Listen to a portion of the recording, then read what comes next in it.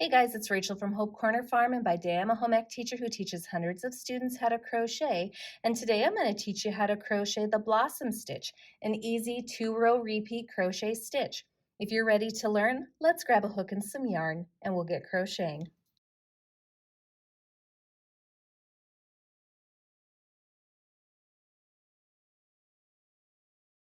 Before we get started, make sure you subscribe to my channel, hit the bell so you get notifications of when I post new videos, and don't forget to give me some feedback on this video. Give me a like or a comment, let me know what I did well or things that I could improve upon. For the crochet blossom stitch, you're going to have to know how to crochet a few different stitches. I'm going to include slower tutorials for each of these in the description below if I go too fast in the video for you.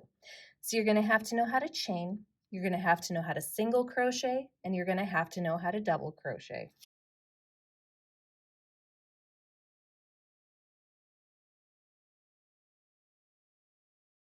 For today's crochet tutorial, I'm going to use a size J 6.0 millimeter crochet hook as well as some size 4 medium weight yarn in this teal color.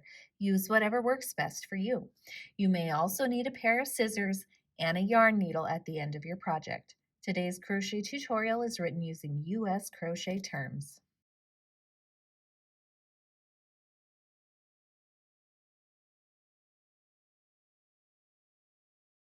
For the blossom stitch, you're going to start by chaining a multiple of 4 plus 1. So what that means is you're going to chain whatever multiple of 4 you would like first. So for this tutorial, I am going to chain 12 as my multiple of 4. So here is 1, 2, 3, 4, 5, 6, 7, 8, 9, 10, 11, and 12. After you have chained whatever multiple of 4 you would like, at the very end, you add one more chain. So I'm going to chain one more time, and now my stitch count is up to 13. So again, begin by chaining a multiple of 4 first. Any multiple of 4 works, and then at the very end, you add one more chain.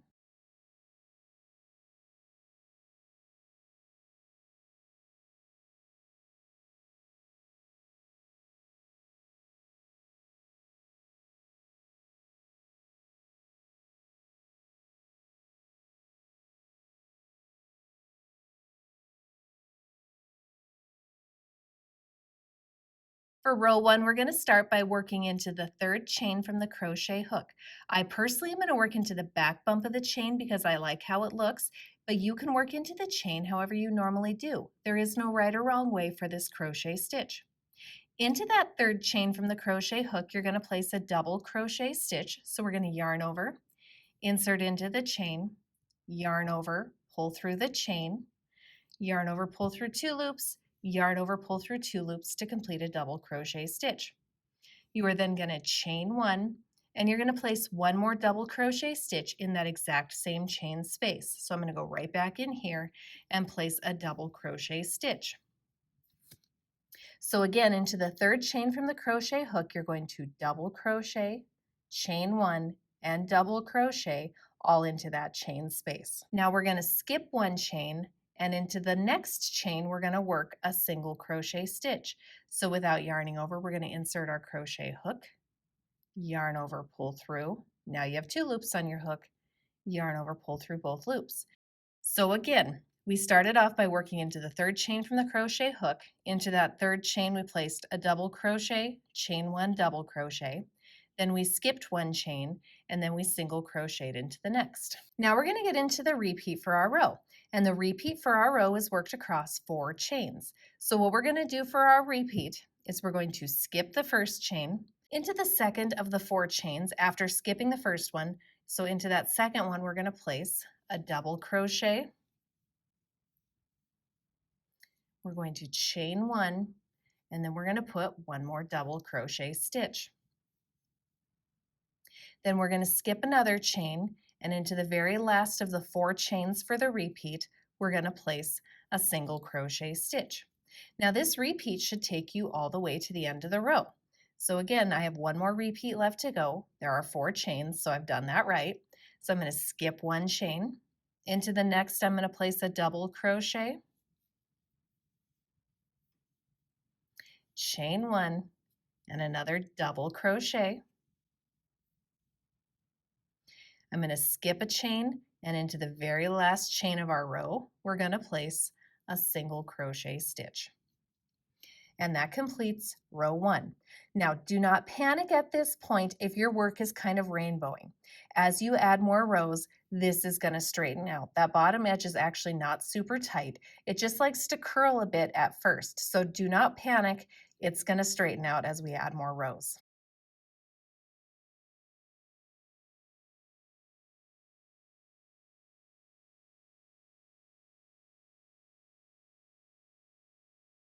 For row two, we're going to start by chaining 4. So here's 1, 2, 3, and 4.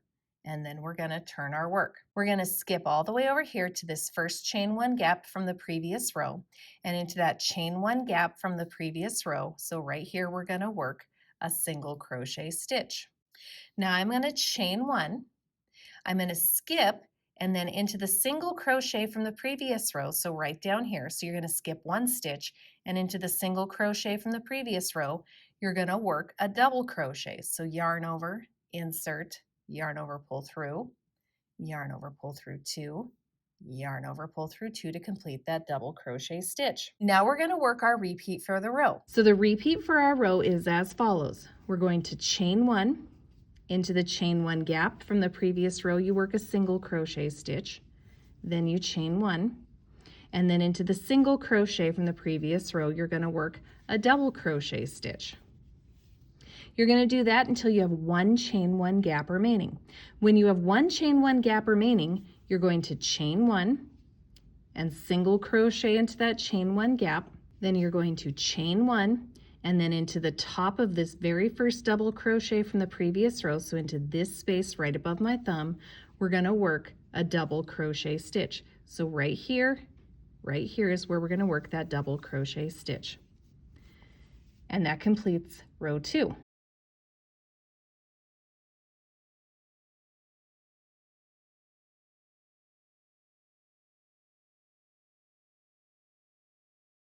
For row 3, we're going to start by chaining 1 and turning our work.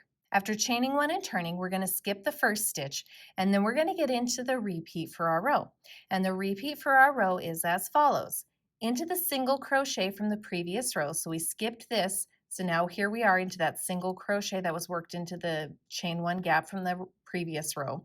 So into the top of this single crochet stitch, we're going to place a double crochet, chain 1, and then another double crochet stitch.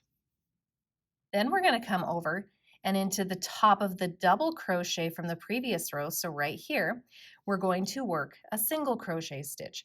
So we just worked into that single crochet, then this is the double crochet from the previous row, and into the top of it, we're going to place a single crochet stitch. And we're going to keep repeating that across the row. Into the single crochet from the previous row, you place a double crochet, chain 1, and then another double crochet stitch.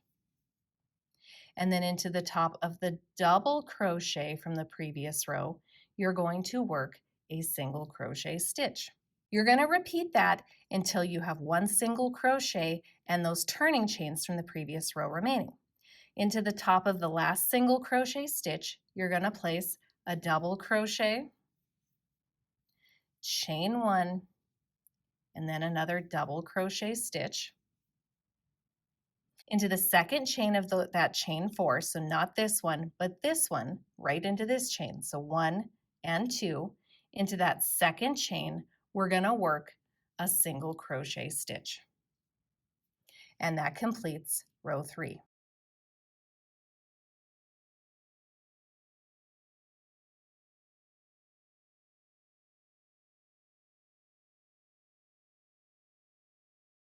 Row 4 is almost exactly like row 2. The only difference comes in where we work the very last stitch of this row. So I consider row 4 different because that last stitch is different, where we place that last stitch. So for row 4, we're going to start by chaining 4. So here's 1, 2, 3, and 4.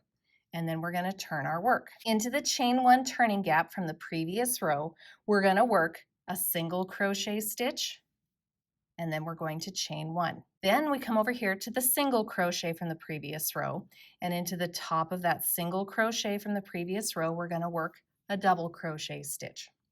Now we're going to get into the repeat for our row, and the repeat for our row is as follows. We're going to start by chaining 1. Into the chain 1 gap from the previous row, we're going to place a single crochet stitch. Then you're going to chain 1. You're going to come over to the single crochet from the previous row, so right here, and you're going to place a double crochet stitch into it. You're going to repeat that until you have 1 chain 1 gap and then the end of our row remaining. When you have that left, you're going to chain 1. Into the chain 1 gap from the previous row, you're going to place a single crochet stitch. Then you're going to chain 1, and then into this stitch right here, we're going to work a double crochet stitch. So this stitch right here is where we're going to work our double crochet stitch to end row 4. And that completes row 4.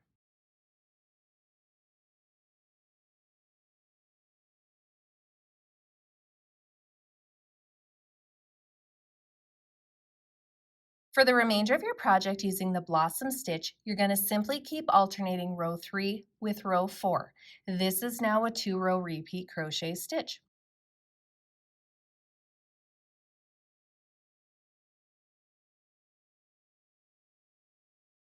As far as the finishing stitch goes, I just simply end after any repeat of whatever row I would like. Both rows look pretty similar on their top edge, which looks pretty close to how the bottom edge looks, so I don't do anything special to finish off this stitch. One last thing, the blossom stitch looks the same on both sides. So here is one side of the work with a blossom stitch, and here is the other side.